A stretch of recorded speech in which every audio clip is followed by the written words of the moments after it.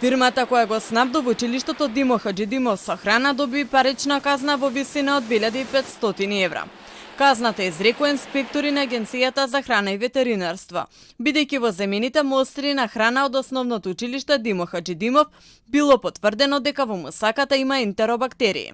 На операторот со храна за утврдените недоследности изречени му се 2 парични казни по 900 евра во денарска противвредност, 600 евра за операторот и 300 евра за одговорното лице, а за непоседување на сертификат за завршен курс по хигиена за едно лице и немање на топла вода во 2 училишни кујни, изречена е и вкупна казна од 650 евра во денарска противвредност.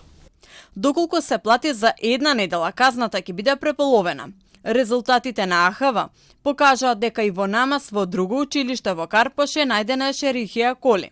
Наредено е намазот да не се употребува. Висината на глобата зависи од големината на правното лице. Сумата може да биде од 500 евра до 10.000 евра. Надлежните сметаат дека тоа треба да се промени да има поголеми казни. За микро прави објекти од 500 до 1000 евра, за мали од 500 до 2000 евра, за средни од 1000 до 6000 евра и за големи правни субјекти од 1000 до 10.000 евра, а додека за одговорното лице казната е 500 евра.